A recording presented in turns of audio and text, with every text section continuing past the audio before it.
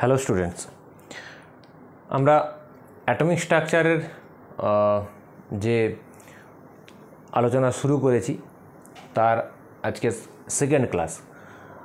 তো আগের ক্লাসেই বলেছিলাম যে আজকে সেকেন্ড ক্লাসে রাদারফোর্ডের মডেল আলোচনা হবে। তো পরমাণুর গঠন সংক্রান্ত থমসন মডেল যখন রিজেক্টেড হয়ে গেল, তারপর বিজ্ঞানী Rutherford 1911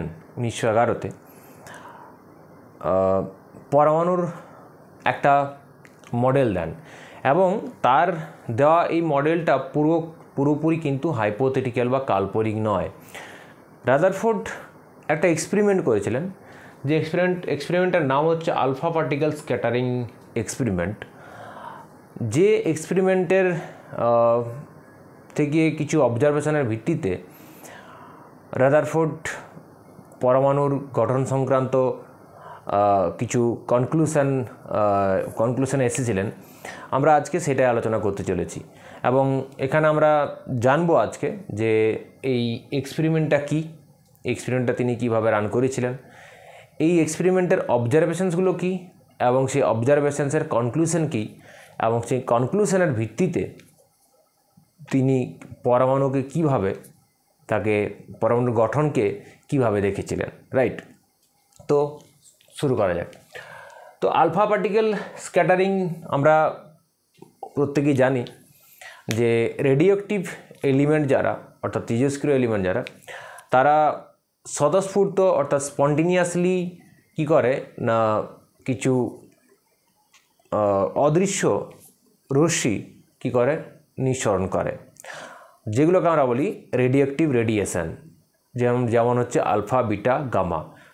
by the way, alpha এবং বিটা অ্যাকচুয়ালি কোনো রশ্মি নয় বা কোনো রেডিয়েশন নয়, এগুলো হচ্ছে অ্যাকচুয়ালি কি পার্টিকেল, কণা। তো সুবিধার্থে আমাদের for the sake of simplicity আমরা রেডিয়েশন বলে দিই। গামা হচ্ছে অ্যাকচুয়ালি রেডিয়েশন, আলফা এবং বিটা হচ্ছে পার্টিকেল। আলফা পার্টিকেল হচ্ছে আসলে কিছুই না, helium plus plus ion. Helium 2+ আমরা আসলে আলফা পার্টিকেল বলি। যাই হোক, আলফা, বিটা, গামা আমাদের এই মুহূর্তে আলোচনার বিষয় নয়। তো যেহেতু আমাদের আলফা পার্টিকেল স্ক্যাটারিং সেটা তার জন্য এক্সপেরিমেন্ট, তার জন্য আমাদেরকে এটা বলতেই হয়।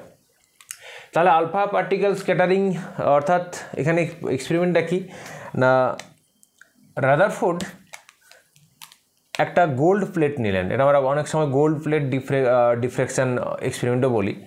তিনি একটা খুব পাতলা কি নিলেন, গোল্ড প্লেট নিলেন। সেটা হচ্ছে 0.0004 মিলিমিটার, মানে বোঝা যাচ্ছে কত থিকনেস, কত কম। এত পাতলা একটা গোল্ডের প্লেট নিলেন এবং সেই গোল্ড প্লেটটার ব্যাকগ্রাউন্ডে একটা তিনি কি রাখলেন না, একটা জিঙ্ক সালফাইডের প্রলেপ দেওয়া একটা পর্দা এরকমভাবে তাকে পুরো অ্যারাউন্ড করে তাকে আর রেখে দিলেন। এখন কেন জিঙ্ক সালফাইড? কারণ আমরা জানি আলফা, বিটা এরা এই রশ্মিগুলো বা এই কণাগুলো, এখানে যেহেতু আলফা, তাহলে আলফাই বলি, এটা হচ্ছে অদৃশ্য। অর্থাৎ আলফা কণা যদি এই পথ দিয়ে যায়, তো যেহেতু অদৃশ্য, কোথায় এখানে এই পথ দিয়ে গিয়ে কোথায় পড়ছে, আলফা কণাটা কোন দিকে গেল, কোথায় গেল, আমাদের কোনোভাবে আমরা তাকে আইডেন্টিফাই করতে পারবো না। কিন্তু যদি জিঙ্ক সালফাইডের একটা প্রলেপ দেওয়া থাকে, তো জিঙ্ক সালফাইডের একটা প্রপার্টি হচ্ছে যখনই কোনো অদৃশ্য কণা ওর উপর স্ট্রাইক করবে, তো সেখানে কি একটা উজ্জ্বল স্পট তৈরি করবে। তো সেখান থেকে আমরা আলফা কণার গতিপথ, মুভমেন্টটা বা তার গতিপথটা বুঝতে পারবো। এই জন্য জিঙ্ক সালফাইডের আস্তরণ দেওয়া আছে। অর্থাৎ এখানে কী থাকে না, জিঙ্ক সালফাইডের একটা প্রলেপ দেওয়া পর্দা। ফাইন। এবারে যেহেতু আলফা পার্টিকেল স্ক্যাটারিং এক্সপেরিমেন্ট, তাহলে আমাদের আলফা পার্টিকেলের সোর্স চাই। তো আলফা সোর্স তো অলরেডি একটু আগেই বললাম, রেডিওঅ্যাক্টিভ এলিমেন্ট। তো সাপোজ এটা হচ্ছে একটা রেডিওঅ্যাক্টিভ এলিমেন্ট, তার এখান থেকে কী বেরোচ্ছে, এখান থেকে আলফা পার্টিকেল বেরোচ্ছে। সমস্ত রেডিওঅ্যাক্টিভ এলিমেন্ট থেকে কিন্তু আলফা পার্টিকেল বেরোয় না। তো আমরা এমন রেডিওঅ্যাক্টিভ এলিমেন্ট নেব যেটা আলফা ডিকে ঘটায়, এবং এখানে একটা লেডের প্লেট নিব তাদেরকে চ্যানেলাইজ করার জন্য। এখানে একটা লেডের প্লেট নিব এবং এবার কি করা হবে না, এখান থেকে এখান থেকে কী হবে, অটোমেটিক্যালি যে আলফা পার্টিকেল কী হবে, এই পথ দিয়ে এখানে একটা ছিদ্র আছে, এই বিম অফ আলফা রেডিয়েশন, মানে এখান থেকে আলফা রেডিয়েশনই বলে দিচ্ছি বারবার, তো কারণ পার্টিকেল হলেও আমরা সিম্পলিসিটিতে সুবিধার জন্য রেডিয়েশন বলি। যাই হোক, এখানে যদি আলফা কণার একটা স্রোত এখান থেকে বেরোচ্ছে, এখানে আলফা কণার স্রোত বেরিয়ে এর মধ্যে দিয়ে লেড প্লেটের থ্রু দিয়ে, এটা হচ্ছে alpha source of alpha particle, এর থ্রু দিয়ে গিয়ে কোথায় পড়বে, এই গোল্ড প্লেটের উপর পড়বে, এবং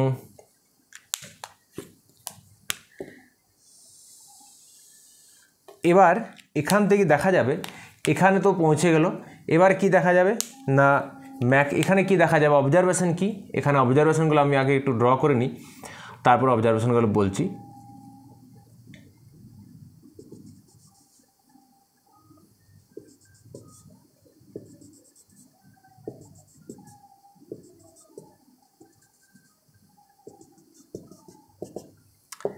এইরকম একটা অবজারভেশন হবে। তো তিনি কি লক্ষ্য করলেন রাদারফোর্ড? তিনি লক্ষ্য করলেন যে আলফা পার্টিকেলগুলো পাঠানো হয়েছে, আলফার স্রোত এখানে এই গোল্ড প্লেটের মধ্যে দিয়ে পাঠানো হয়েছে, দেখা গেল যে প্রায় অবজারভেশন যদি আমরা বলি, 1 নম্বরে অবজারভেশনস, কী অবজারভেশনস এক্সপেরিমেন্টের, নাম্বার 1, যে প্রায় সমস্ত আলফা কণা তারা যে পথে যাচ্ছিল, যে পথে এসেছিল, একদম এক্স্যাক্টলি পথ পরিবর্তন না করে একদম ডিরেক্ট স্ট্রেট লাইনে বেরিয়ে যাচ্ছে, উইদাউট ডিফ্লেকশন, অর্থাৎ তার কোনো কী হয় না, অর্থাৎ মুখের কোনো ডিরেকশানের পরিবর্তন না হয়ে সোজা বেরিয়ে যাচ্ছে। এটা হচ্ছে নাম্বার 1 অবজারভেশন। ভালো করে মনে রাখবে যে ম্যাক্সিমাম আলফা কণা এখানে যখন এই গোল্ড প্লেটের থ্রু দিয়ে পাস করছে, তার কোনো ডিফ্লেকশন হচ্ছে না, অর্থাৎ তার গতিপথের কোনো গতিপথের কোনো চেঞ্জ হচ্ছে না, অর্থাৎ ডিরেকশন, তার অভিমুখের কোনো চেঞ্জ হচ্ছে না। এটা একটা number 1। Number 2, a few alpha particle, মানে খুব কম সংখ্যক আলফা পার্টিকেল কি হচ্ছে না, while passing through the gold plate deflected to some angle, মানে সামান্য অ্যাঙ্গেলে কি হচ্ছে, তার পথটা সামান্য অ্যাঙ্গেলে কি হচ্ছে, চেঞ্জ হচ্ছে। আর 3 নম্বর তিনি অবজার্ভ করলেন, থার্ড, যে ভেরি ফিউ আলফা পার্টিকেল, মানে প্রায় 20,000 আলফা পার্টিকেলের মধ্যে একটা, অর্থাৎ আমি যদি এখানের মধ্যে দিয়ে এখানে 20,000টা আলফা পার্টিকেল পাস করাই এই গোল্ড প্লেটের মধ্যে দিয়ে, তখন দেখা যায় একটা আলফা পার্টিকেল কি হচ্ছে না, যে পথে গিয়ে অর্থাৎ বাউন্স ব্যাক করছে, অর্থাৎ এই গোল্ড প্লেট ভেদ করে বেরোতে পারছে না, ও বাউন্স ব্যাক করে কি হচ্ছে, যে পথে গেল সেই পথে ফিরে আসছে, অর্থাৎ এই গোল্ড প্লেটকে ওকে ভেদ করে যেতে পারছে না, মানে 20,000টার মধ্যে একটা। এই হচ্ছে মোটামুটি 3টে মূল অবজারভেশন।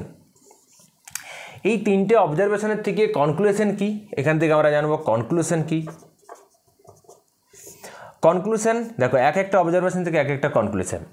নাম্বার 1 অবজারভেশন কী ছিল, যে প্রায় সমস্ত আলফা কণা তার গতিমুখ পরিবর্তন না করে সোজাসুজি এই গোল্ড প্লেটকে ভেদ করে বেরিয়ে যাচ্ছে। এর থেকে অবজারভেশন কি, এখন দেখো গোল্ডের যে প্লেট, আমরা জানি যে কোনো পদার্থ সে কি consist with a large number of atom, মানে এই গোল্ড প্লেটও কী আছে, অসংখ্য গোল্ডের অ্যাটম দিয়েই তৈরি, এবং তার মানে এই আলফা পার্টিকেলগুলো অ্যাটমের মধ্য দিয়েই যাচ্ছে। তো দেখা যাচ্ছে যে ম্যাক্সিমাম আলফা কণা এই গোল্ড প্লেটকে না ভেদ করে সরাসরি সোজা বেরিয়ে যাচ্ছে, অর্থাৎ কোনো তার পথের পরিবর্তন হচ্ছে না। দ্যাট মিনস, তার মানে হচ্ছে আলফা পার্টিকেলগুলো কোনো বাধা পাচ্ছে না। এখন দেখো, ভেবে দেখো, যদি আমরা ধরে নিই যে একটা মানে হাইপোথেটিক্যালি ধরে নিই যে আমি বা আমরা যে কেউ একজন একটা রাস্তা দিয়ে সোজা যাচ্ছি, ধরে নিচ্ছি একদম স্ট্রেট যাব, তো কখন আমাদের গতিপথ পরিবর্তন হবে, বা তার আমাদের ডিরেকশন কখন পরিবর্তন হবে, যদি আমরা আমাদের মধ্যে সামনে গিয়ে বাধা পেয়ে যাই, কোথাও বাধা পাই, ধাক্কা খাই, তখন আমাদের কি হবে, ডিরেকশনটা বদলে যাবে। তো একদম যদি বাধা না পাই, তাহলে কী হবে, আমরা সরাসরি সোজাসুজি চলে যাব, একদম স্ট্রেট লাইনে যাব। তো এখানে তার এই ফার্স্ট অবজারভেশন ছিল যে ম্যাক্সিমাম প্রায় সমস্ত আলফা কণা কি হচ্ছে, তার গতিপথের ডিরেকশন অর্থাৎ তার গতির কোনো ডিরেকশন চেঞ্জ না করে সরাসরি বেরিয়ে যাচ্ছে। তার মানে কি, সেই আলফা কণাগুলো কোনো বাধায় পায়নি। এখান থেকে ফার্স্ট কনক্লুশন হচ্ছে যে পরমাণুর প্রায় সমস্ত অংশ ফাঁকা। কারণ পরমাণুর যদি ফাঁকা না হতো, ভয়েড স্পেস না থাকতো, তাহলে অর্থাৎ যদি পরমাণুর ভিতরে পুরো নিরেট হতো, তাহলে পরমাণুর মধ্য দিয়ে আলফা পার্টিকেল পাস করে যেতে পারতো না। তারা প্রত্যেকটা আলফা পার্টিকেল কী হতো, তারা ডিফ্লেক্টেড হতো, রাইট। কিন্তু এখানে দেখাচ্ছে ম্যাক্সিমাম আলফা কণা উইদাউট ডিফ্লেকশন তারা বেরিয়ে যাচ্ছে। তার মানে হচ্ছে সেটা আমাদের এটাই প্রুভ করে যে পরমাণুর প্রায় সমস্ত অংশ ফাঁকা, রাইট। নাম্বার 1 অবজারভেশনের কনক্লুশন। নাম্বার 2 এর যদি কনক্লুশন নাম্বার 2 অবজারভেশন 2 থেকে 2 নম্বর অবজারভেশনে আমরা কি দেখেছি, যে খুব কম সংখ্যক আলফা কণা সামান্য কোণে বেঁকে যাচ্ছে, রাইট। এর ক্ষেত্রে দেখো এখানে একটা খুব ইন্টারেস্টিং এটা ব্যাপার, এই যে আলফা পার্টিকেল একটু আগে বলছিলাম যে আলফা পার্টিকেল হচ্ছে হিলিয়াম 2+ আয়ন, তার মানে positively charged ion, positively charged particle. তো আলফা পার্টিকেল যে আলফা পার্টিকেল আমরা পাস করাচ্ছি তারা হচ্ছে সব পজিটিভলি চার্জড। এখন যখন একটা আলফা পার্টিকেল সে কোনো সামান্য অ্যাঙ্গেলে কি হচ্ছে, বেঁকে যাচ্ছে, তার মানে সামান্য অ্যাঙ্গেলে বেঁকে যাওয়ার মানে কি না, কিছু আলফা পার্টিকেল বলা হয় যে সামান্য কোণে বেঁকে যাচ্ছে, তার মানে কি সে নিশ্চিতভাবে পরমাণুর মধ্যে দিয়ে যাওয়ার সময় কোনো ধনাত্মক আধানের মুখোমুখি প্রায়, বা ধনাত্মক আধানের পাশ দিয়ে বেরিয়ে যাচ্ছে। এখন কেন ধনাত্মক আধানেই বললাম, কারণ আলফা পার্টিকেল নিজে ধনাত্মক, পজিটিভলি চার্জড। এবার যদি পরমাণুর ভিতরে যদি নেগেটিভ চার্জ থাকতো কোনো অংশ, তাহলে কি হতো বলো তো, তাহলে তো সমস্ত আলফা পার্টিকেল সেই নেগেটিভ চার্জের অংশের দিকেই সরে আসতো, কারণ আমরা জানি opposite charge attract each other. কিন্তু যেহেতু এই রিপালশন হচ্ছে, মানে এই সামান্য কোণে বেঁকে যাচ্ছে, তার মানে হচ্ছে এ কি হচ্ছে, সেম চার্জের মুখোমুখি হয়েছে। আলফা পার্টিকেল নিজে পজিটিভলি চার্জড, তাহলে সেম চার্জের ডেফিনেটলি সে একই চার্জের অর্থাৎ পজিটিভ চার্জের কোনো অংশের সঙ্গে সে মুখোমুখি হয়েছে। এর ফলে তাদের মধ্যে রিপালশনের ফলে তার গতিমুখ বা ডিরেকশন কিছুটা বদলে গেছে। এটা হচ্ছে সেকেন্ড কনক্লুশন। আর থার্ড কনক্লুশন কি? থার্ড কনক্লুশন হচ্ছে যে খুব কম সংখ্যক আলফা কণা যে পথে যাচ্ছিল সেই পথে যে পথে যাচ্ছে সেই পথে ফিরে আসছে, অর্থাৎ বাউন্স ব্যাক করছে। তার মানে সে অ্যাটমকে ভেদ করে পেরিয়ে যেতে পারছে না, সরাসরিও সোজা বেরিয়ে যেতে পারছে না, আবার সামান্য কোণে বেঁকেও বেরিয়ে যেতে পারছে না, অর্থাৎ পরমাণুর মধ্য দিয়ে যেতে পারছে না। তার মানে হচ্ছে সেই আলফা পার্টিকেলটা কী হয়েছে, সরাসরি কোনো একটা মাস বা কোনো একটা বাধার সম্মুখীন হয়েছে। এখন বাধা কে দিতে পারে, যার ভর আছে। তার মানে পরমাণুর মধ্যে নিশ্চয়ই একটা অতি ক্ষুদ্রতম অংশে পরমাণুর সমস্ত ভরটা আছে।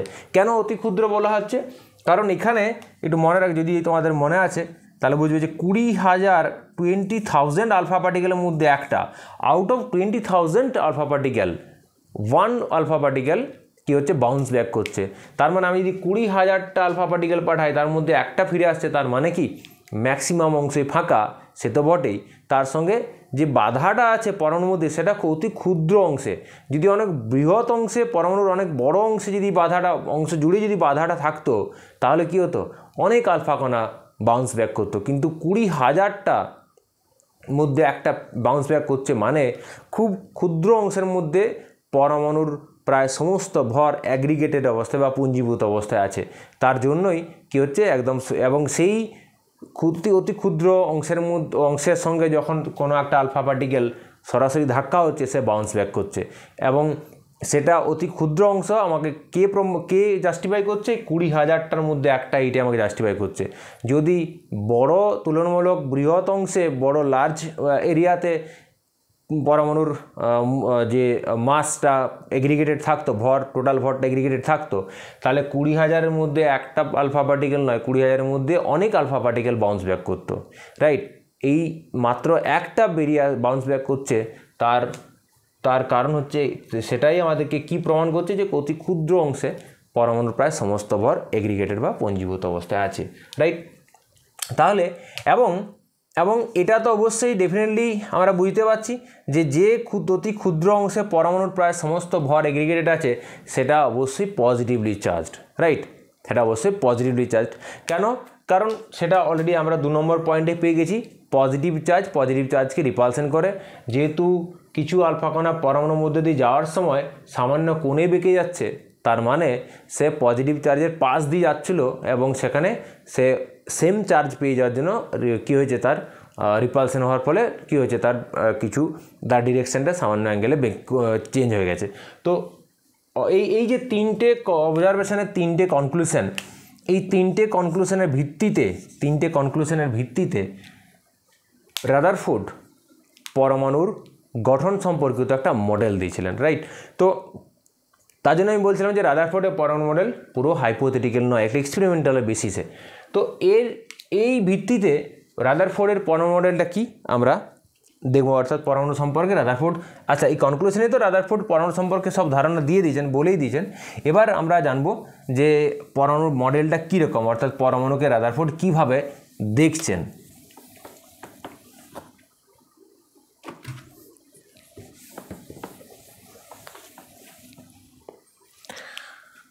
রাদারফোর্ড বলছেন যে অ্যাটম, যে কোনো অ্যাটমের কী আছে, কনসিস্ট উইথ 2 পার্ট। অ্যাটমের দুটো অংশ আছে, একটাকে বলা হচ্ছে নিউক্লিয়াস বা বাংলায় বলা কেন্দ্রক, আর একটা হচ্ছে electron, outer electronic area, outer electronic বা আউটার নিউক্লিয়াস বা আউটার ইলেকট্রনিক বলতে পারো, বা আউটার ইলেকট্রনিক এরিয়া।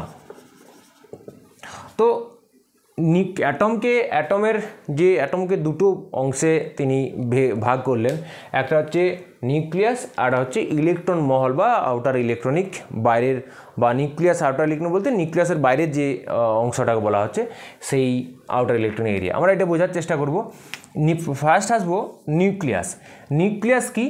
রাদারফোর্ড বলছেন যে পরমাণুর মধ্যে যে অতি ক্ষুদ্র ধনাত্মক আধান বিশিষ্ট অংশে পরমাণুর প্রায় সমস্ত ভর পুঞ্জীভূত বা কেন্দ্রীভূত বা অ্যাগ্রিগেটেড অবস্থায় আছে বা কনসেন্ট্রেটেড অবস্থায় আছে, অ্যাগ্রিগেটেড না বলে কনসেন্ট্রেটেড অবস্থায় আছে, সেই ক্ষুদ্র ধনাত্মক অংশকে রাদারফোর্ড বলছেন নিউক্লিয়াস বা কেন্দ্রক। অর্থাৎ যদি পরমাণুকে আমরা, রাদারফোর্ড বলছেন পরমাণু হচ্ছে গোল এবং এটা হচ্ছে টোটাল ওভারঅল পরমাণুটা, তার অতি ক্ষুদ্র অংশে, এই যে একটা ক্ষুদ্র অংশ, এবং সেটা অবশ্যই ডেফিনেটলি ধনাত্মক, এটা অতি ক্ষুদ্র ধনাত্মক আধানগ্রস্ত অংশের মধ্যে কি আছে, পরমাণুর প্রায় সমস্ত মাস কি আছে, কনসেন্ট্রেটেড অবস্থায় আছে বা কেন্দ্রীভূত বা পুঞ্জীভূত অবস্থায় আছে। এইটাকে বলা হচ্ছে নিউক্লিয়াস, রাইট? বেশ, এটা হলো নিউক্লিয়াস। এখন যখন রাদারফোর্ড পরমাণু মডেল দেন, তো রাদারফোর্ড নিজেই তো প্রোটন আবিষ্কার করেছেন, তখন ডেফিনেটলি প্রোটন আবিষ্কার হয়ে গেছে, আর তখন কিন্তু নিউট্রন আবিষ্কার হয়নি, শুধু প্রোটন আর ইলেকট্রনের কথা জানা গেছিল। এখন তাছাড়া এবার হচ্ছে যে কোশ্চেন হচ্ছে ইলেকট্রন, তাহলে ইলেকট্রনগুলো কোথায় থাকবে?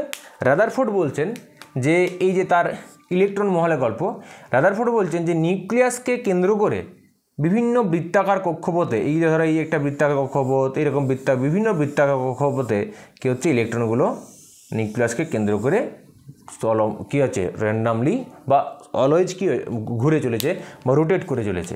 অর্থাৎ এগুলোতে কী আছে, এই কক্ষপথগুলোতে ইলেকট্রন আছে, এগুলোতে কী আছে, ইলেকট্রন, এগুলো হচ্ছে ইলেকট্রন। তো এই হচ্ছে রাদারফোর্ডের পরমাণুর মডেলের গল্প। এখন তাহলে কি বুঝলাম, নিউক্লিয়াস আর নিউক্লিয়াসের বাইরে ইলেকট্রনগুলো নিউক্লিয়াসকে কেন্দ্র করে বিভিন্ন বৃত্তাকার কক্ষপথে কী করছে, ঘুরে চলেছে, যেটা ওই সোলার সিস্টেমের মতো অনেকটা, যেমন সূর্যকে কেন্দ্র করে বিভিন্ন গ্রহগুলো কী হচ্ছে, তাকে প্রদক্ষিণ করে চলেছে বা তাকে কেন্দ্র করে ঘুরে চলেছে, তারা অবিরাম ঘুরে চলেছে। সেই রকম এখানে নিউক্লিয়াস হচ্ছে তোমার কেন্দ্র, অর্থাৎ সূর্য, আর এই ইলেকট্রনগুলো এক একটা গ্রহ। তো সোলার সিস্টেমের সঙ্গে কী করা তুলনা করা যায়। যাই হোক, তো এই হচ্ছে রাদারফোর্ডের পরমাণুর মডেল, যে নিউক্লিয়াস আর তার ইলেকট্রনের পথ, এবং এই যে পথে ইলেকট্রনগুলো ঘুরছে সেগুলোকে রাদারফোর্ড বলছেন অরবিট, রাইট, বা কক্ষপথ, তাকে বাংলায় বলা হচ্ছে কক্ষপথ। যে পথে ইলেকট্রনগুলো নিউক্লিয়াসকে কেন্দ্র করে ঘুরে চলেছে সেই পথটাকে বলা হয় অরবিট, রাইট, বা কক্ষপথ। বেশ, এটা হলো রাদারফোর্ডের পরমাণু মডেল। এবার এখানে রাদারফোর্ড ক্যালকুলেশন করে দেখিয়েছিলেন, ক্যালকুলেশন করে, যে একটা অ্যাটমের টোটাল ভলিউমের তুলনায় নিউক্লিয়াসের ভলিউম নেগলিজিবলি স্মল, মানে অনেক স্মল। কীরকম তার ক্যালকুলেশন ছিল এরকম, একটা অ্যাটমের রেডিয়াস আর অ্যাটম মানে একটা পরমাণুর ব্যাসার্ধ, মানে পরমাণু ব্যাসার্ধ বলতে নিউক্লিয়াস থেকে একদম তার একদম লাস্ট তার যে জোন, ইলেকট্রনের জোন, সেই অবধি যে ডিস্টেন্স, সেটা যে পরমাণু ব্যাসার্ধ, আমরা পরবর্তীকালে এটা ডিটেলসে পড়ব। সেইটা হচ্ছে 10⁻⁻10 মিটার। আর নিউক্লিয়াস অর্থাৎ নিউক্লিয়াসের ব্যাসার্ধ সেটা হচ্ছে 10⁻⁻15 মিটার, রাইট। মানে একটা এই ইনফরমেশান আমাদেরকে বলে দিচ্ছে যে একটা অ্যাটমের নিউক্লিয়াসের রেডিয়াসের তুলনায় অ্যাটমের রেডিয়াস 10⁵ টাইমস বেশি, রাইট, 10⁵ টাইমস বেশি। তো এই হচ্ছে ব্যাপার।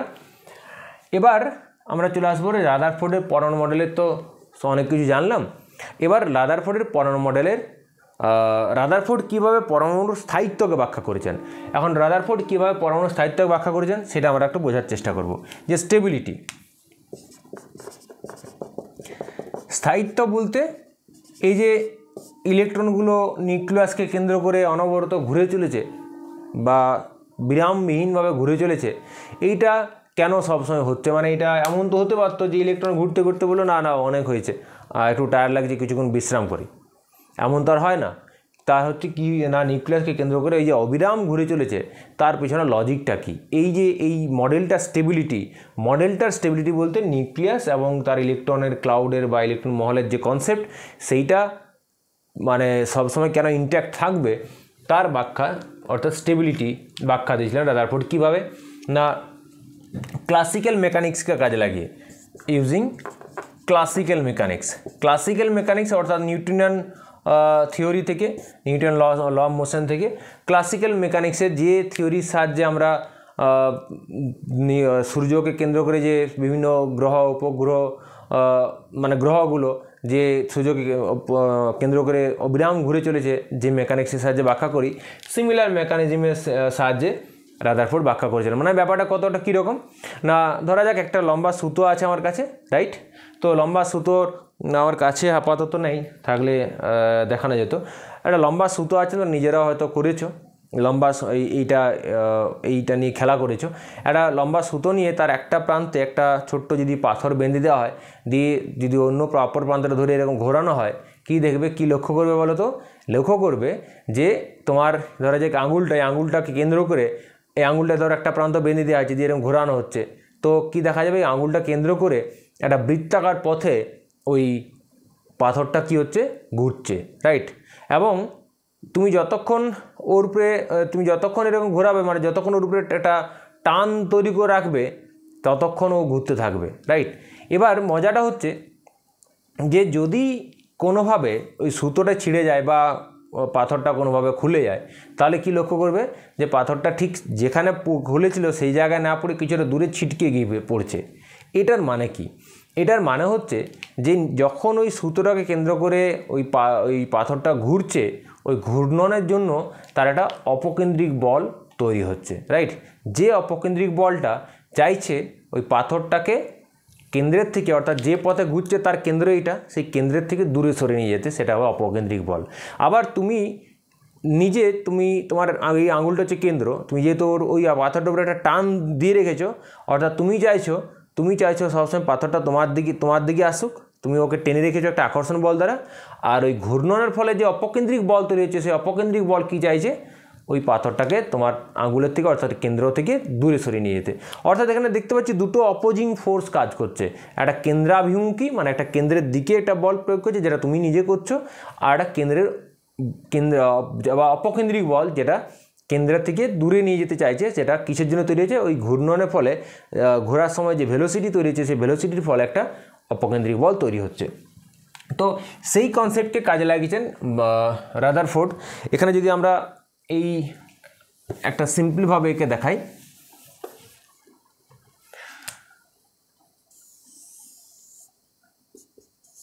বেশ, তো এটা হলো নিউক্লিয়াস। এখন এইটা হচ্ছে ধরা যাক ইলেকট্রন, রাইট। এখন এখানে এটা ভাবো এই হচ্ছে সেই সুতোটা, রাইট, এটা তোমার আঙুল, এটা হচ্ছে সেই পাথরটা, এই এই আঙুলকে কেন্দ্র করে সুতোর সাহায্যে বাঁধা আছে একে, এই পাথরটা এরকম বৃত্তাকার পথে ঘুরছে, রাইট, সেই চক্রাকারের মতো ঘুরছে, সেই কৃষ্ণের যে চক্র থাকে সেই চক্রাকারের মতো ঘুরছে। এখন এখানে এই যে আকর্ষণ বলটা এখানে এই সুতোটা এখানে কে কাজ করছে না, নিউক্লিয়াস হচ্ছে পজিটিভলি চার্জড, ইলেকট্রন হচ্ছে নেগেটিভলি চার্জড। তাহলে positively charge electron, positively charge nucleus, electron negatively charge ইলেকট্রনকে সবসময় কী করবে, নিজের কেন্দ্রের দিকে নিজের দিকে আকর্ষণ করবে। এইটা হচ্ছে সেই সূত্রটা, যে আকর্ষণ চাইছে ইলেকট্রনকে নিউক্লিয়াসের মধ্যে নিয়ে আসতে। আবার ধরা যাক এই পথে ঘুরছে, এই পথে ঘোরার জন্য তার একটা কী তৈরি হয়েছে, অপকেন্দ্রিক বল তৈরি হয়েছে। যে অপকেন্দ্রিক বল চাইছে এই ইলেকট্রনকে এই নিউক্লিয়াসের আকর্ষণ থেকে দূরে নিয়ে যেতে। এবং রাদারফোর্ড বলছেন এই দুটো অপোজিং ফোর্স আর বলছেন যে দিজ টু ফোর্সেস অ্যাক্টিং অপোজিটলি এবং তাদের ভ্যালু সমান, একই। তারা এই দুটো ফোর্স তারা হচ্ছে সেম এবং অপোজিট ডিরেকশানে কাজ করছে, এবং তার জন্য ইলেকট্রন না ছিটকে বেরিয়ে যেতে পারছে আর না ইলেকট্রন নিউক্লিয়াসে ঢুকে যাচ্ছে। এইভাবে পরমাণু স্থায়িত্বকে ব্যাখ্যা করেছিলেন রাদারফোর্ড। বেশ, সবই তো ভালোই হচ্ছে। এবার আমরা বোঝার চেষ্টা করব রাদারফোর্ডের পরমাণু মডেলের ড্রব্যাকস বা লিমিটেশনস কী। এখন এই মডেল তো কিছু লিমিটেশনস আছে, লিমিটেশনসগুলো দেখব। রাদারফোর্ডের পরমাণু মডেলের লিমিটেশন দুটো বা তোমার দুটো বড়সড় লিমিটেশনস আছে, আরও কিছু ব্যাপার ছোটোখাটো তো আছেই। তার মধ্যে যে ড্রব্যাকস বা লিমিটেশনসগুলোর মধ্যে first limitations of Rutherford model, একটা লিমিটেশন হচ্ছে এতক্ষণ ধরে যেটা আলোচনা করছিলাম, স্টেবিলিটি। রাদারফোর্ড এর পরমাণু মডেল অ্যাকচুয়ালি তো পরমাণু স্থায়িত্ব ব্যাখ্যা করতে চেয়েছিল কার সাহায্যে, ক্লাসিক্যাল মেকানিক্সকে ইউজ করে, রাইট। কিন্তু এখানেই সমস্যা, অর্থাৎ রাদারফোর্ড যেভাবে পরমাণু স্থায়িত্ব ব্যাখ্যা করেছিলেন সেই কনসেপ্টটাতেই কিছু গোলমাল আছে। কীরকম না, এখানে আমরা সোলার সিস্টেমে বা আমরা আমি যে সুতোর কথাটা বললাম সেগুলো সব ছিল নিউট্রাল, অর্থাৎ তারা ছিল কেউ চার্জড পার্টিকেল ছিল না। তো এখানে যখন ম্যাক্সওয়েলের ইলেকট্রোম্যাগনেটিক থিওরি চলে আসলো, তো রেডিয়েশনের থিওরি চলে আসলো, তখন according to Maxwell theory, Maxwell বলছেন যদি কোনো একটা চার্জ পার্টিকেলকে কেন্দ্র করে, কোনো চার্জকে কেন্দ্র করে অপর একটা চার্জ কী করতে থাকে, রোটেট করতে থাকে, যদি রোটেট করতে থাকে, ধরা যাক ইলেকট্রন একটা এইটার পজিটিভ চার্জ নেগেটিভ চার্জ, এই চার্জকে কেন্দ্র করে আরেকটা চার্জ যখন একে রোটেট করছে, তখন কি হবে না কন্টিনিউয়াস এনার্জি লস হবে। কি হবে, এই চার্জ যখন এই ইলেকট্রন যখন ঘুরবে, এই ঘুরছে মানে কি, তার তো একটা এনার্জি আছে, কাইনেটিক এনার্জি, হাফ এমভি² যদি ধরো কাইনেটিক এনার্জি, তো এর কি হবে, এনার্জি কন্টিনিউয়াসলি এর এনার্জি লস হবে। যদি একটা আধানকে কেন্দ্র করে আরেকটা আধান ঘুরতে থাকে, তাহলে যে ঘুরছে তার কন্টিনিউয়াসলি এনার্জি লস হবে। এখন এনার্জি লস হলে সে তার অ্যাকচুয়াল লস হয় না, কি হয়, এনার্জিটা অন্য কোনো এনার্জিতে কনভার্ট হয়ে যায়। এবং এই যে লস্ট এনার্জি কী হিসেবে বেরিয়ে আসে, comes out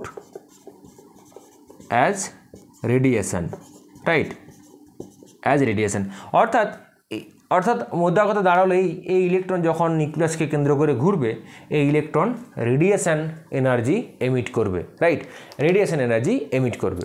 এখন এই যে এই লস্ট এনার্জি কী হিসাবে বেরিয়ে আসছে না, রেডিয়েশন এনার্জি, সে তো ঠিক আছে। তো এখানে সমস্যাটা কি, যদি এনার্জি লস হয়, এনার্জি লস হলে যেটা সমস্যা হবে কী হবে না,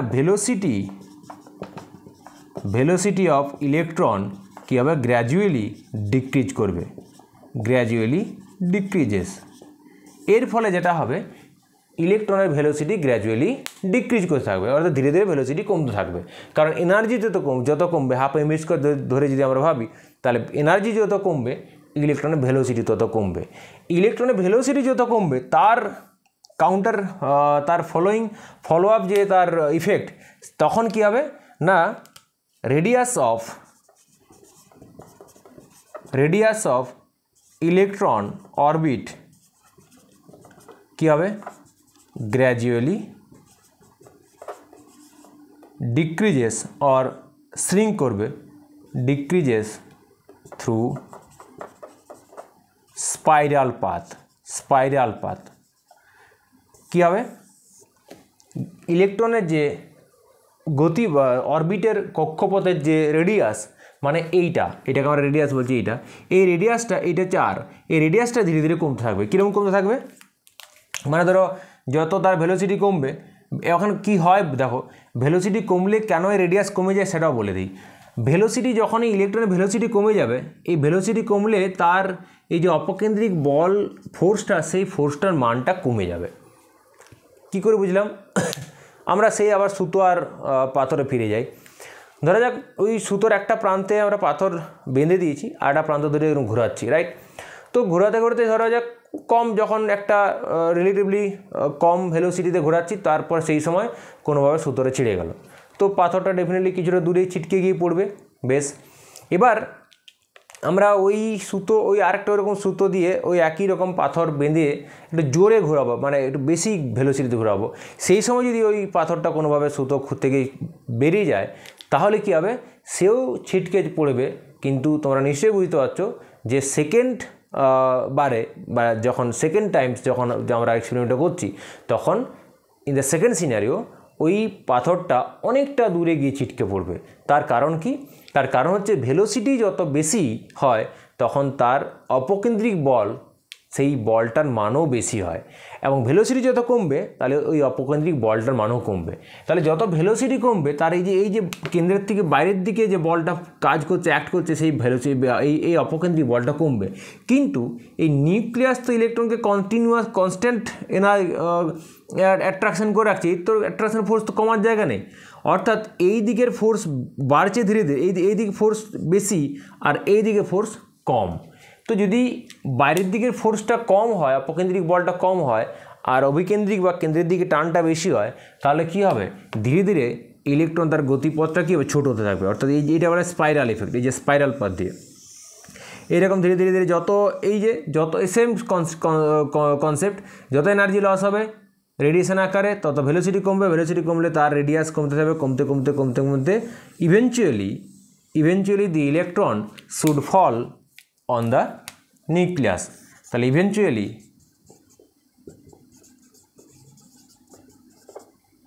the electron should fall on the nucleus। কি হওয়ার কথা, নিউক্লিয়াসে এই ইলেকট্রনটা পড়ে যাওয়ার কথা।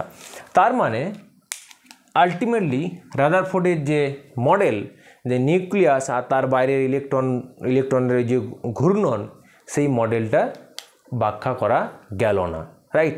তাহলে রাদারফোর্ডের পরমাণু মডেলের স্থায়িত্ব রাদারফোর্ড নিজে ব্যাখ্যা, অর্থাৎ রাদারফোর্ডের পরমাণু মডেল কী করতে পারেনি, was unable to explain the stability of the atom. এটা পরমাণু স্থায়িত্ব ব্যাখ্যা করতে পারেনি। এটা হচ্ছে ফার্স্ট একটা big limitation. Second very important limitation বা serious limitation, second serious limitation হচ্ছে কি না, স্পেকট্রাম, রাইট। স্পেকট্রাম। এই স্পেকট্রাম নেক্সট ক্লাসে আমরা এই স্পেকট্রাম নিয়েই একটা আলোচনা করব। আমরা নেক্সট ক্লাসটা আমাদের পুরো স্পেকট্রাম নিয়েই হবে, কারণ অনেক কিছু শেখার আছে সেখানে, এক জায়গায় আলোচনা করব। এবার হচ্ছে স্পেকট্রাম অর্থাৎ বর্ণালী। এখন খুব সিম্পলি যদি এখন বলে দিই, স্পেকট্রাম বা বর্ণালী বলতে আমরা যেটা বুঝি, তোমরা অনেকে হয়তো রামধনু দেখেছো, রাইট? তো সেখানে আমরা কি দেখি যে কি দেখেছি যে পরপর কালারগুলো, ওই যে আমরা বেনিয়া সহকলা বলি বা ভিবজিওর বলি, যাই বলি না কেন, এই যে 7টা কালার পরপর কী হয়, তারা অর্ডারলি অ্যারেঞ্জ হয়ে যায়। অ্যারেঞ্জ হয়ে যে একটা ব্যান্ড তৈরি করে সেটাকে আমরা বলি স্পেকট্রাম বা বর্ণালী। এখন সেটা কিভাবে তৈরি হয় আমরা প্রত্যেকেই জানি যে হোয়াইট লাইট মানে সাদা আলো বলতে কোনটা, এই যে সূর্য থেকে যে আলো আসছে বা ইলেকট্রিক বাল্ব থেকে বা মোমবাতি থেকে, অর্থাৎ এই যে নর্মাল যে আলো সূর্য থেকে যে আলো আসছে এগুলো আমরা বলি হোয়াইট লাইট। এবং হোয়াইট লাইট মানে কি, হোয়াইট লাইট কেন, কারণ হোয়াইট লাইট এবং এটা continuous, right? White continuous light. Continuous light মানে হচ্ছে যে নিরবিচ্ছিন্ন বা কন্টিনিউয়াস লাইট মানে হচ্ছে যে লাইটের মধ্যে একটা নির্দিষ্ট তরঙ্গদৈর্ঘ্যের রেঞ্জের মধ্যে সমস্ত তরঙ্গদৈর্ঘ্য সমস্ত পসিবল তরঙ্গদৈর্ঘ্যের তরঙ্গ যদি প্রেজেন্ট থাকে তখন সেই লাইটটাকে আমরা বলবো কন্টিনিউয়াস লাইট। তো হোয়াইট লাইট হচ্ছে এটা কন্টিনিউয়াস লাইট। কারণ কি, হোয়াইট লাইট আমরা নেক্সট ক্লাসে ডিটেলস আলোচনা করব যে রেডিয়েশন কত রকম হয়, তার মধ্যে আমরা ভিজিবল রেডিয়েশনকে নিয়েই যেগুলো আলোচনা করব এখানে। তো অনেক রকম রেডিয়েশন হয়, gamma radiation, cosmic ray, gamma ray, X ray, UV, visible IR, far IR, NMR, microwave, অনেক রকম রেডিয়েশন আছে। আমরা ইন ডিটেলস নেক্সট ক্লাসে ওগুলো পড়বো সব কিছু। কিন্তু এই মুহূর্তে আমরা শুধু ভিজিবল রেডিয়েশন বলবো, মানে যে রেডিয়েশনের সাহায্যে আমরা কিছু দেখতে পাই, অর্থাৎ সূর্য থেকে যে আলো আসে। তো একটা 400 থেকে 800 ন্যানোমিটার তরঙ্গ দৈর্ঘ্যের যে তরঙ্গ, 400 থেকে 800-র মধ্যে যত তরঙ্গ দৈর্ঘ্যের তরঙ্গ আছে সেগুলোকে আমরা বলি ভিজিবল রেডিয়েশন। এখন কন্টিনিউয়াস লাইট মানে কি, এই সাদা আলো মানে কি, সাদা আলোর মধ্যে 400 ন্যানোমিটার থেকে 800 ন্যানোমিটারের যত তরঙ্গ দৈর্ঘ্য থাকার পসিবল সমস্ত তরঙ্গ দৈর্ঘ্য ওর মধ্যে তরঙ্গদৈর্ঘ্যের তরঙ্গ প্রেজেন্ট থাকে, সেই জন্য একে আমরা বলি কন্টিনিউয়াস লাইট, রাইট? তাহলে কন্টিনিউয়াস লাইট মিনস একটা পার্টিকুলার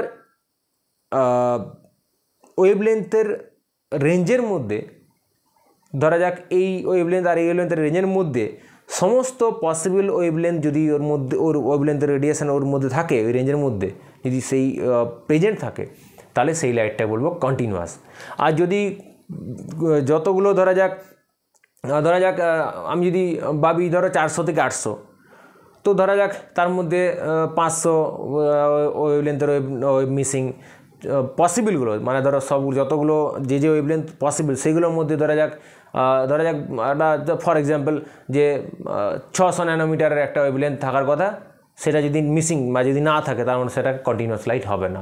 কন্টিনিউয়াস লাইট মানে ওই একটা ওয়েভলেন্থের রেঞ্জের মধ্যে যত ওয়েভলেন্থ থাকার কথা সবগুলো যদি প্রেজেন্ট থাকে তখন সেই লাইটটা বলবো কন্টিনিউয়াস লাইট।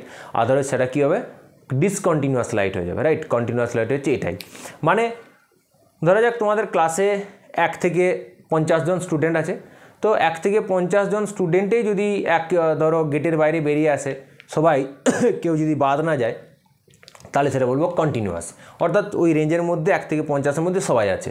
এবার ধরা যাক 5 জন নাই তার মধ্যে, তাহলে সেটা কন্টিনিউয়াস হলো না। আমি ডিটেলসে আবার বলছি, নেক্সট ক্লাসে আলোচনা করব। তো যাই হোক, এই স্পেকট্রাম বা বর্ণালী, এবারে এই যে সাদা আলো কেন সাদা, কেন, তার মধ্যে সমস্ত কালারের রেডিয়েশন তরঙ্গ কী আছে ওর মধ্যে সব মিশে আছে। তো সবাই একসঙ্গে মিশে all the possible radiation, all the visible radiations কি হয়েছে mixed together to make white light. তারা হোয়াইট লাইট কীভাবে তৈরি হয়, তো যত সমস্ত রঙ আছে, রঙের কালারের তরঙ্গ আছে, তারা একসঙ্গে মিশে গিয়ে কি হয়, সাদা আলো তৈরি করে। তার মানে আমরা ঘুরিয়ে বলতে পারি সাদা আলোর মধ্যে সমস্ত বর্ণের তরঙ্গ আছে। এবার এই সাদা আলোকে ধরা যাক এইটা একটা হোয়াইট লাইট, এই হোয়াইট লাইটের বিম যখন এর মধ্যে দিয়ে ধরা যাক যাচ্ছে, একে আমরা যদি, এরা তো একসঙ্গে মিক্স হয়ে আছে বলে সাদা, প্রিজমের মধ্যে পাঠালে কী হবে, প্রিজমের কাজ, প্রিজম যেটা করে, প্রিজম কী করে না, এই যে হোয়াইট লাইটের যত তরঙ্গগুলোকে তাদের তাদেরকে একসঙ্গে না গিয়ে তাদেরকে আলাদা আলাদা কী করে দেয়, ভাগ করে দেয়, অর্থাৎ ডিরেকশানটা চেঞ্জ করে দেয়, অর্থাৎ গেটকিপারের মতো কাজ করে, রাইট। মানে ধরো কোনো একটা সিনেমা হলে তোমরা সিনেমা দেখতে ঢুকছো, তো তোমরা ধরা যাক 7 জন বন্ধু একসঙ্গেই টিকিট কেটেছো, খুব ভালো, একসঙ্গে গিয়ে দাঁড়িয়ে গেছো, কিন্তু যে গেটকিপার আছে তোমাদের আনলাকিলি কী হয়েছে যে আনফর্চুনেটলি তোমাদের কী হয়েছে যে সবার সিট নাম্বার পরপর নেই, কারো হয়তো সিট নাম্বার 1, কারো হয়তো 10, কারো 15, কারো 20, আর বিভিন্ন রোতে। যখনই তোমরা একসঙ্গে ঢুকতে যাবে তোমাদেরকে গেটকিপার যে থাকবে সে ঢুকতে দেবে না, তোমাকে দেখি তোমার নাম্বার না 5, তোমাকে বলবো ওই দিকে চলে যাও, ডান দিকে, কাউকে বলবো বাঁ দিকে, কাউ সোজা চলে যাও, অর্থাৎ সে কী করবে তোমাদেরকে বিভিন্ন একসঙ্গে ছিলে তোমাদেরকে বিভিন্ন ডিরেকশানে সে চালিয়ে দিল। সেই কাজটা এই প্রিজম করে। যখনই আলাদা করে দিল তখনই তাদের নিজস্ব কালার কী হবে, নিজস্ব কালার তাদের আমরা তখন দেখতে পাবো। এই কালারগুলো পরপর কী হবে, পরপর এই কালারগুলো আমার এই পর্দার, এটা ধরা যাক একটা পর্দা, এই সাদা পর্দার উপর যে পরপর কালারগুলো যদি আমার পড়ে তখন এইটাকে আমরা বলবো বর্ণালী বা স্পেকট্রাম, এটাকে আমরা বলবো বর্ণালী বা স্পেকট্রাম, এবং এটাকে আমরা বলবো কন্টিনিউয়াস স্পেকট্রাম বা নিরবিচ্ছিন্ন বর্ণালী। কেন বলবো, আবার বলছি, কারণ এটা না বুঝলে এইটা রাদারফোর্ডের মডেলের যে স্পেকট্রামের ত্রুটি সেটা বুঝতে পারবে না কন্টিনিউয়াস না বুঝলে। এখানে কেন কন্টিনিউয়াস, কারণ এখানে যত সম্ভাব্য রেডিয়েশন ছিল সাদা আলো সবগুলো কন্টিনিউয়াস লাইটকে পাঠিয়েছি, মানে সব ওয়েভলেন্থের ওয়েভ এখানে আছে, ওই সাদা আলোর মধ্যে যা তরঙ্গ থাকা সম্ভব সেই লোয়ার আর হায়ার মানে মিনিমাম আর ম্যাক্সিমাম ওয়েভলেন্থ সেই হোয়াইট লাইটের রেঞ্জে সবগুলোই এর মধ্যে প্রেজেন্ট আছে, এবং তারা বিভিন্ন রকম পাথে প্রিজম তাদেরকে পাঠিয়ে পরপর পর্দার ওপর তাদেরকে প্রত্যেকটা আলাদা কালারকে কী করেছে, কালার হিসেবে তাদেরকে, মানে কালার হিসেবে তারা পর্দার উপর পড়েছে। ফলে এরা কি ব্যান্ড তৈরি হয়েছে, এটাকে আমরা বলছি স্পেকট্রাম, এবং এটা হচ্ছে কন্টিনিউয়াস স্পেকট্রাম, কারণ এখানে কোনো গ্যাপ পাবে না, পরপর ভিভজিওর পরপর কালারগুলো পাবে, কোনো গ্যাপ পাবে না। গ্যাপ মিন্স যদি ধরা যাক এখানে এই ওয়েভলেন্থটা এই ওয়েভলেন্থটা এখানে পড়েছে, বা এই কন্টিনিউয়াস লাইটের মধ্যে এই ওয়েভলেন্থটা থাকার কথা, এটা নাই, এইটা যদি না থাকে এইটার হয়তো এইটা হয়তো যাওয়ার কথা ছিল এখানে, এই ব্ল্যাক মানে এখানে যাওয়ার কথা, অর্থাৎ এইখানে একটা কালার আমার থাকার কথা ছিল, সেই কালারটা যদি মিসিং হয়ে যায়, মানে এখানে যদি ব্ল্যাক হয়ে যায়, ব্ল্যাক মানে কি, সেখানে কোনো কালার যদি কোনো তরঙ্গ না পৌঁছায় সেখানে ব্ল্যাক হবে। ধরো কোনো অন্ধকার রুমে তুমি টর্চ ফোকাস করেছো, তুমি যদি যে অংশগুলো কালো দেখবে তার মানে কি সেখানে তরঙ্গ বা আলো পৌঁছায়নি, তো সেখানে তুমি ব্ল্যাক দেখবে। তো তখন সেটার কন্টিনিউয়াস থাকলো না, তখন সেটা হলো ডিসকন্টিনিউয়াস বা লাইন স্পেকট্রাম। তো দেখো এই স্পেকট্রাম পরমাণুর এই যে রাদারফোর্ডের পরমাণুর মডেল যে স্পেকট্রাম ব্যাখ্যা করতে পারে না সেটা কীরকম, ব্যাপারটা হচ্ছে এরকম যে স্টেবিলিটির যে কথাটা বলা হলো যে ইলেকট্রন যখন নিউক্লিয়াসকে কেন্দ্র করে ঘুরছে সে তখন সে কন্টিনিউয়াস তার এনার্জি লস হচ্ছে। এখন এই যে এনার্জি লস হচ্ছে কী হিসেবে হচ্ছে না, বাই মিনস অফ রেডিয়েশন, অর্থাৎ ইলেকট্রনের যে কন্টিনিউয়াস এনার্জি লস হচ্ছে সেটা সেই লস্ট এনার্জিটা কি রেডিয়েশন আকারে বেরিয়ে আসছে। তার মানে কি কন্টিনিউয়াস তরঙ্গ আমরা পাওয়ার কথা, আমাদের কন্টিনিউয়াস যে রেডিয়েশন পাওয়ার কথা, কারণ নিরবিচ্ছিন্নভাবে যদি শক্তি বর্জন করে তাহলে কী হওয়ার কথা, যে তরঙ্গগুলো নিঃসরণ হবে সেই শক্তি যে তরঙ্গ আকারে নিঃসরণ হবে সেখানে কি পাবে, তুমি নিরবিচ্ছিন্ন তরঙ্গ পাবে, অর্থাৎ সমস্ত তরঙ্গ দৈর্ঘ্যের পর সমস্ত তরঙ্গ দৈর্ঘ্যের তরঙ্গ তুমি পাওয়ার কথা। এবং তার মানে সেই তরঙ্গটা যে অর্থাৎ যখন electron continuously according to Maxwell, যখন ইলেকট্রন কন্টিনিউয়াসলি কী করছে, এনার্জি এমিট করছে বাই মিনস অফ রেডিয়েশন অর্থাৎ তরঙ্গের আকারে, তাহলে যে তরঙ্গটা নিঃসরণ হবে সেটা হওয়ার কথা কন্টিনিউয়াস, রাইট।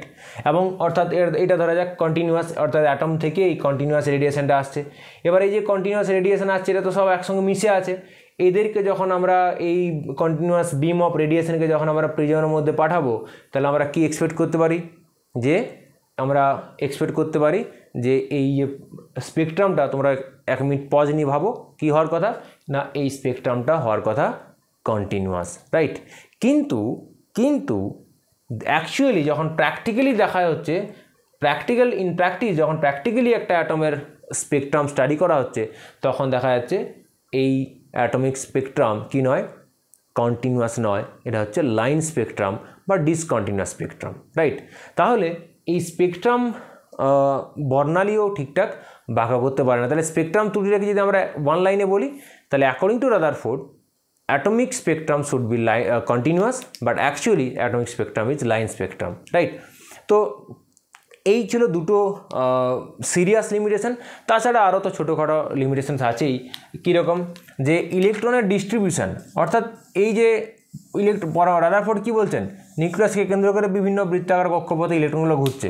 কারণ প্রশ্ন হচ্ছে কোন কক্ষপথে কটা করে ইলেকট্রন থাকবে, এখানে কটা, এখানে কটা, এখানে কটা, নাকি কোনো মানে এখানে কোনটাতে বেশি থাকবে বা কোনটাতে কম থাকবে, নাকি সবগুলোতে সমান সমান থাকবে, এই ইলেকট্রন ডিস্ট্রিবিউশনের সংক্রান্ত কোনো তথ্য রাদারফোর্ডের পরমাণু মডেল দিতে পারেনি। তাহলে এটা একটা লিমিটেশন। তো এইগুলো আরও কিছু লিমিটেশন, যেমন পরমাণু রাদারফোর্ড ধরেছিলেন পরমাণু হচ্ছে দ্বিমাত্রিক, কিন্তু অ্যাকচুয়ালি পরমাণু হচ্ছে ত্রিমাত্রিক। তো এইগুলো ঠিকই আছে। তো এইরকম এই হচ্ছে আমাদের পুরো রাদারফোর্ডের মডেল। তো আজকের ক্লাসে আমরা কি শিখলাম, যে রাদারফোর্ডের মডেলের ভিত্তি কী, এক্সপেরিমেন্টটা কী ছিল, এক্সপেরিমেন্টের অবজারভেশন কী, তার কনক্লুশন কী, কনক্লুশন থেকে অ্যাটমের মডেল, অ্যাটম সংক্রান্ত তার অ্যাটমের মডেলটা কী, সেই কনক্লুশনের ভিত্তিতে রাদারফোর্ডের অ্যাটমিক মডেলটা কী, এবং সেই মডেলের লিমিটেশনস কী, রাইট? সেই লিমিটেশনস, এই পুরো রাদারফোর্ডের থিওরি আমরা আলোচনা করলাম, মডেল আলোচনা করলাম।